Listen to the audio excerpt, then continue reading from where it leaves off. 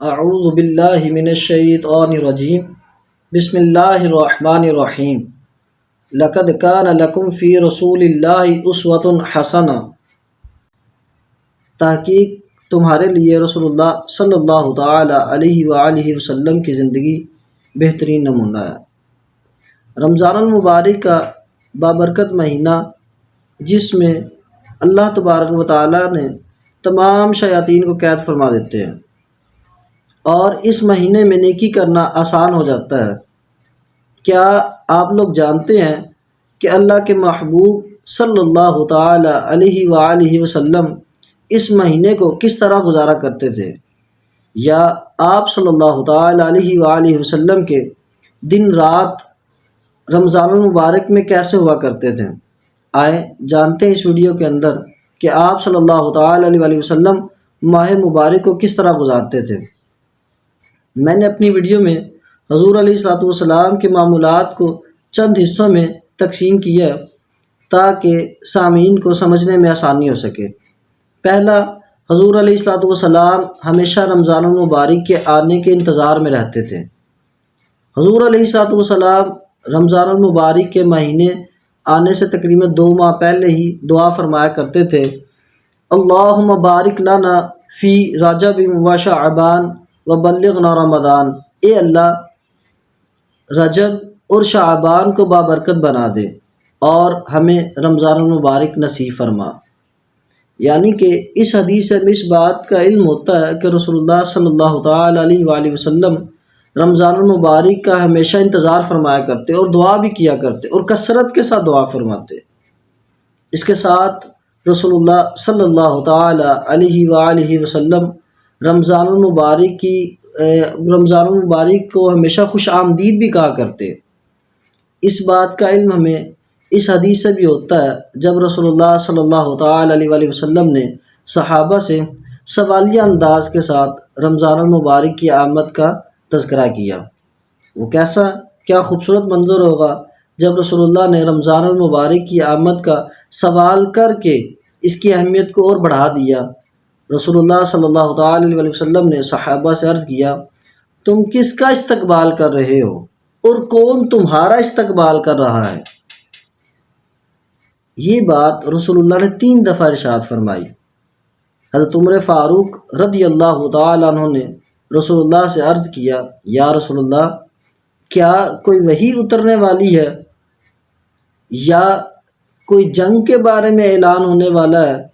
رسول اللہ نے فرمایا، ایسا نہیں ہے، بلکہ خود ہی اس کا جواب دیا کہ رمضان المبارک کا وہ مہینہ آنے والا ہے، رمضان المبارک آنے والا ہے جس کی پہلی رات اللہ تبارک و تعالی اہل قبلہ سب کو معاف فرما دے گا۔ یعنی کہ اس مہینے کی فضیلت کو رسول اللہ نے پہلے سوال کیا خود ہی، پھر اس کے جواب میں خود ہی ارشاد فرما دیا۔ اس کے علاوہ رسول اللہ صلی اللہ تعالی علیہ وسلم کے اگر معمولات کو دیکھا جائے تو پہلا آئے گا صیام رمضان۔ رسول اللہ رمضان کا روزہ رکھا کرتے، صیام۔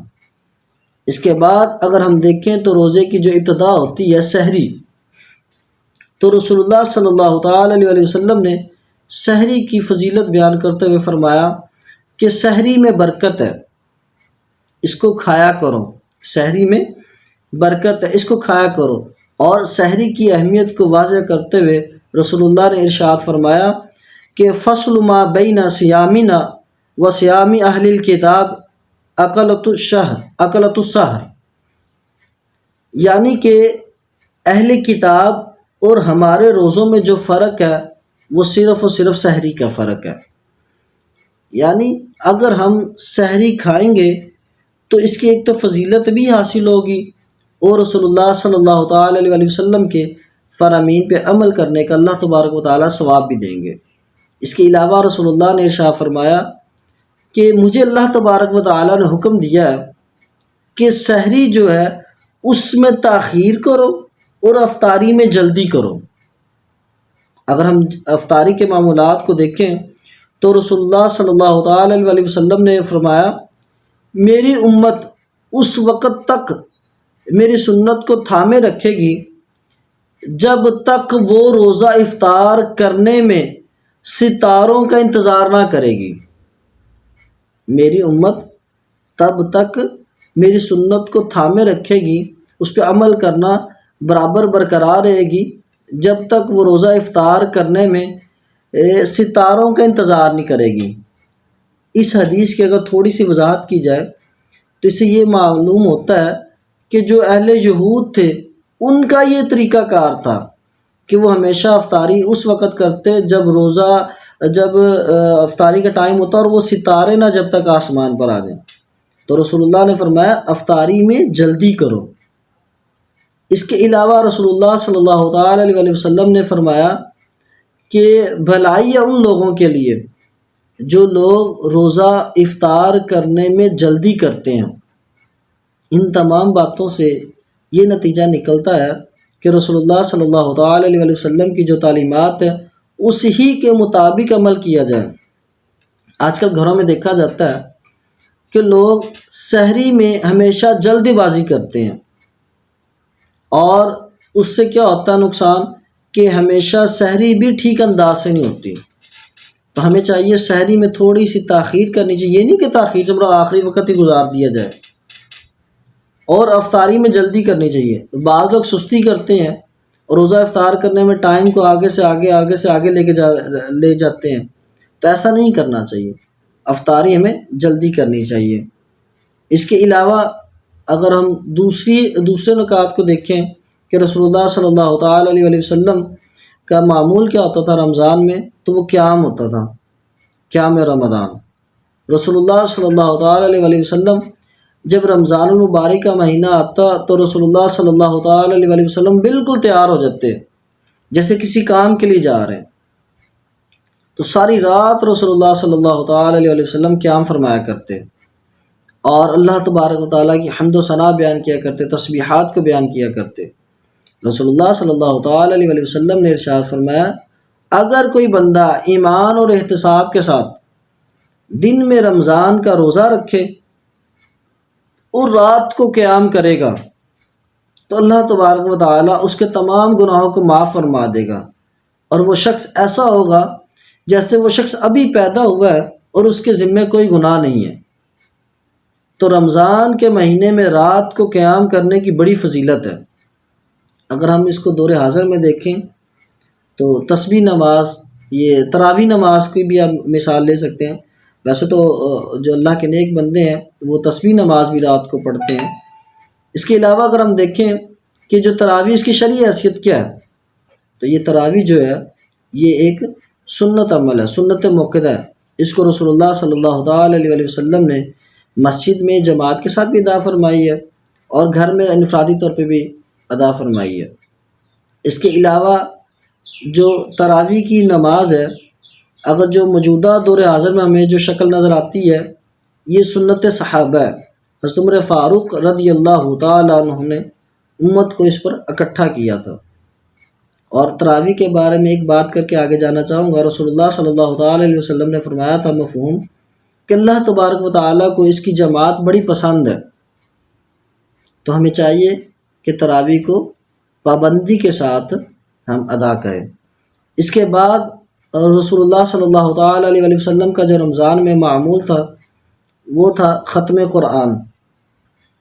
اس بات کو لازمی تھوڑا سا غور سے ٹھہر کے سمجھیے گا کہ ختم قرآن سے مراد رسول اللہ صلی اللہ تعالی علیہ وسلم رمضان المبارک میں ایک قرآن مجید کو ختم کیا کرتے تھے، اس کی تلاوت کیا کرتے تھے۔ رسول اللہ صلی اللہ تعالی علیہ وسلم نے فرمایا کہ دین میں تنگی مت کرو۔ اس کا کیا مطلب ہے؟ اگر ہم اس کو ختم قرآن کے ساتھ ریلیٹ کریں تو یہ ہے کہ آج ہم دیکھتے ہیں کہ کچھ لوگ 4 قرآن، 15 قرآن، 20 قرآن ختم کر رہے ہیں، لیکن وہ قرآن مجید کے ساتھ زیادتی ہے۔ وہ قرآن مجید کو اس کے حق کے ساتھ ادا نہیں کرتے، نہ تو تجوید کا خیال رکھتے ہیں، نہ الفاظ کو دیکھتے ہیں کہ وہ صحیح پڑھ رہے ہیں کہ غلط پڑھ رہے ہیں۔ تو ایسا نہیں کرنا چاہیے۔ کیا رسول اللہ صلی اللہ تعالی علیہ وسلم رمضان المبارک میں ہزاروں قرآن مجید ختم نہیں فرما سکتے تھے؟ لیکن رسول اللہ نے امت کو مد نظر رکھتے ہوئے ایک قرآن مجید کو ختم کرنے کی تلقین فرمائی۔ رسول اللہ صلی اللہ تعالی علیہ وسلم کے اگر غلاموں کو دیکھا جائے تو ملا علی قاری نے مرقات المفاتح کے اندر ارشاد فرمایا کہ حضرت علی رضی اللہ تعالیٰ عنہ جب سواری پر سوار ہونے کے لیے اپنے ایک رکاب پہ پاؤں رکھتے، گھوڑے پہ جب سوار ہوتے تھے، تو سورہ فاتحہ سے لے کے سورہ ناس تک دوسرا پاؤں رکھنے سے پہلے پہلے پڑھ دیتے۔ اگر حضور علیہ الصلوۃ والسلام کے غلام حضرت علی شیر خدا کا یہ مرتبہ ہے کہ وہ ایک قرآن مجید کو اتنی جلدی اس طرح پڑھ سکتے ہیں، تو کیا رسول اللہ صلی اللہ تعالی علیہ وسلم ہزاروں قرآن مجید نہیں پڑھ سکتے تھے؟ اگر غلام اس طرح کے تو آقا کا کیا مرتبہ ہوگا؟ لیکن رسول اللہ صلی اللہ تعالی علیہ وسلم نے امت کو مد نظر رکھا کہ امت پر سختی نہ، امت پر تنگی نہ آئے، اس لیے ہمیں بھی چاہیے کم از کم ایک قرآن مجید کو لازمی پڑھیں، اور اس کو بھی ٹھہر ٹھہر کر ترتیل کے ساتھ پڑھیں اور اچھے طریقے کے ساتھ پڑھیں، تاکہ اس میں ہماری جو غلطیاں کوتاہی ہیں وہ دور ہو جائیں۔ اس کے علاوہ ایک میں نے معاشرے کے اندر بہت بڑی غلطی دیکھی ہے کہ لوگ یہ سوچتے ہیں کہ قرآن ختم کیا جائے، لیکن قرآن کیسے ختم کرنا ہے، کس طرح پڑھنا ہے، اس پہ زور نہیں دیتے۔ تو ہمیں رسول اللہ کی تعلیمات کو مد نظر رکھتے ہوئے ٹھہر ٹھہر کر اور اس کو خوبصورت طریقے کے ساتھ اس کو سیکھ کر سمجھ کے پڑھیں۔ اس کے علاوہ رسول اللہ صلی اللہ تعالی علیہ وسلم کا رمضان المبارک میں جو معمول تھا وہ تہجد کا ہوتا تھا۔ رسول اللہ رمضان المبارک میں بھی 8 رکعت نوافل ادا کرتے اور وتر کو ملا کر 11 رکھتے۔ اب تہجد کا جو لفظی مطلب ہے وہ کیا ہوتا ہے؟ وہ ہوتا ہے بیداری یا خواب بھی ہوتا ہے۔ تو تہجد کے لیے ضروری ہے کہ کچھ وقت سویا جائے۔ بعض لوگ سوچتے ہیں کہ رات کے پچھلے پہر اس کا ٹائم شروع ہوتا ہے، ایسا نہیں ہے۔ اگر کوئی بندہ عشاء کی نماز پڑھے اور اس کے بعد تھوڑی دیر کے لیے بھی آرام کر لے تو اس کے بعد اس کا تہجد کا وقت شروع ہو جاتا ہے۔ تو بعض آپ نے صحابہ سے اور اولیاء کرام سے دیکھا ہوگا کہ کوئی کتنی رکعات کو پڑھتے ہیں، تو یہ اس میں یہ تو برکت ہے، یہ تو تقویٰ ہے کہ جو جتنی مرضی رکعات کو پڑھ لے، لیکن رسول اللہ نے جو 8 پڑھی ہیں وہ بھی امت کے لیے تاکہ امت میں سختی نہ ہو سکے۔ اس کے بعد کثرت صدقہ و خیرات۔ رسول اللہ صلی اللہ تعالی علیہ وسلم ویسے تو ساری زندگی ہر مہینے کثرت کے ساتھ صدقات دیا کرتے، لیکن رمضان المبارک کے اندر رسول اللہ صلی اللہ تعالی علیہ وسلم کا معمول یہ تھا کہ جبرائیل کے آنے کی خوشی میں بھی رسول اللہ صلی اللہ تعالی علیہ وسلم کثرت کے ساتھ صدقہ و خیرات دیا کرتے۔ کیوں؟ کیونکہ رمضان المبارک میں حضرت جبرائیل آ کر رسول اللہ کے ساتھ دور کیا کرتے تھے۔ تو اس مہینے میں پھر رسول اللہ صلی اللہ تعالی علیہ وسلم پھر ان کے آنے کی خوشی میں کثرت کے ساتھ صدقہ خیرات کیا کرتے ہیں۔ یہاں پہ رک کے ایک اور بات کہوں گا کہ یہ جو لوگ تراویح لوگ سنا رہے ہوتے ہیں وہ ایک وقت کے اندر رسول اللہ اور حضرت جبرائیل کی سنت کو ادا کر رہے ہوتے ہیں، کیونکہ ظاہر ہے جب وہ تراویح سناتے ہیں اس سے پہلے جو تیاری کرتے ہیں تو رسول اللہ صلی اللہ تعالی علیہ وسلم بھی جب کبھی سنایا کرتے، حضرت جبرائیل سنا کرتے، جبرائیل سنا کرتے، رسول اللہ سنا کرتے، تو اس طرح وہ دونوں کی سنتوں کو ادا کرتے۔ آخر میں رسول اللہ صلی اللہ تعالی علیہ وسلم کا معمول یہ بھی تھا کہ رسول اللہ رمضان کے آخری عشرے میں اعتکاف فرمایا کرتے۔ رسول اللہ سے یہ بھی ثابت ہے کہ رسول اللہ نے پہلے عشرے میں بھی اعتکاف فرمایا، کبھی کبھار دوسرے عشرے میں بھی اعتکاف فرماتے اور تیسرے عشرے میں بالخصوص اعتکاف فرماتے۔ رسول اللہ صلی اللہ تعالی علیہ وسلم نے فرمایا کہ میں جب رسول اللہ نے پہلے عشرے میں اعتکاف فرمایا، دوسرے عشرے میں اعتکاف فرمایا مفہوم، جب تیسرے عشرے میں اعتکاف فرمایا تو فرمایا کہ مجھے مطلع کر دیا گیا ہے، مجھے اطلاع دے دی گئی ہے کہ جو شب قدر ہے وہ آخری عشرے میں تلاش کرو، اس لیے تم سے ہو سکے تو تم یعنی کہ ہم لوگوں سے رسول اللہ نے فرمایا کہ آخری عشرے میں اعتکاف کیا جائے، اور آخری عشرے میں اعتکاف کر کے ہم بھی لیلۃ القدر کی جو رات ہے، جو لیلۃ القدر ہے اس کو تلاش کریں، جو 1000 مہینوں سے بھی افضل ہے، اس رات کو تلاش کیا جائے۔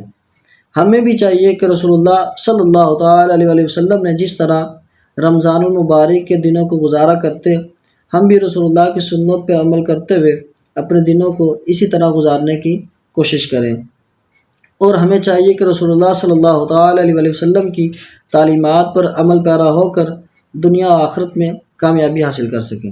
وآخر دعوانا ان الحمد للہ رب العالمین۔